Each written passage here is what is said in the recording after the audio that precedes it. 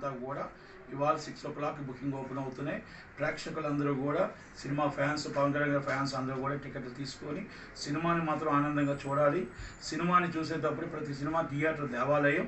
ఆ థియేటర్లో కానీ మనం అందరం వెళ్ళి మన నాయకుడికి మంచి తెచ్చే విధంగా ఉండాలి తప్ప చెడ్డ పేరు తెచ్చే విధంగా ఉండకూడదు. అల్లరి ముక్కలు ఎవరైనా తప్పు చేస్తే వాళ్ళని అబ్జెక్ట్ యాజమాన్యం అబ్జెక్ట్ పోలీసులకు అబ్జెక్ట్ తప్ప అక్కడ ప్రెసిడెంట్, సెక్రటరీలు దగ్గరుండి ఆ థియేటర్ని దేవాలయంగా చూసుకొని వాళ్ళందరూ సినిమా చూసి జాగ్రత్తగా రావాలని నా విన్నపం.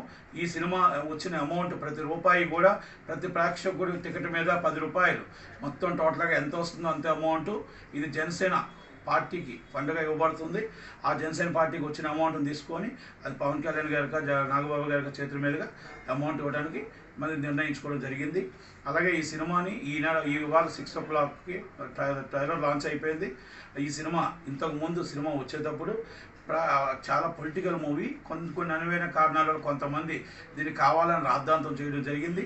ఇప్పుడు ఆ దాంట్లో పవన్ కళ్యాణ్ గారు ఇప్పుడున్న రాజకీయానికి అతీతంగా రాజకీయాలు ఎలా ఉన్నాయో ఆ రాజకీయం జర్నలిస్ట్గా నేను రాజకీయ నాయకుడిని అయితే ఏం చెయ్యాలి, ఎలా చేయగలుగుతాను అని ఇప్పుడున్న రాజకీయ జీవితం ఎలాగుంది, ఇప్పుడు రాజకీయాలు దాచుకోవడం తప్ప ఎలాగుంది, ఒక్కసారి నాకు ఛాన్స్ ఇవ్వండి, ఒక జర్నలిస్ట్గా అనేది రాజకీయ నాయకుడిగా వస్తే ఏం చేస్తాడో, ఎంతమంది జనం ఆయన ముందు ఉంటారో అనేది ముందు ఆలోచనతో నా సినిమా తీయడం జరిగింది.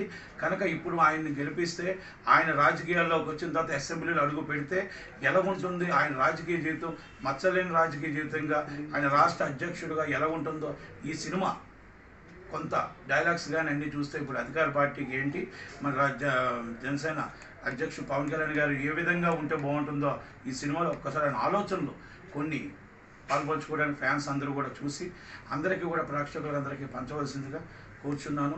అందుకే ఈ సినిమాని ప్రేక్షకుల కోరిక మేరకు రిలీజ్ చేయడం జరుగుతుంది. ఇది యాత్ర సినిమా ఒక సర్టిఫికేట్ తీసుకొని తిట్టడానికి ఒక సినిమా చేశారు. కనుక ఆ సినిమాకు అపోజిషన్గా ఈ సినిమా మేము వేయడం అనేది దాంట్లో నో డౌట్. ఆ సినిమాకు అపోజిషన్గానే వేస్తున్నాం. కనుక 7వ తారీఖు నాడు మా సినిమా వేస్తున్నాం, 8వ తారీఖు వాళ్ళే వినేయండి. సినిమా థియేటర్లో సినిమా ఏది బాగుంటే అది చూస్తారు. ప్రేక్షకులు ఆదరించడానికి అది జనసేన పవన్ కళ్యాణ్ గారిని కానీ ఆ సినిమా కానీ జనాలు చూసి ఆదరిస్తారని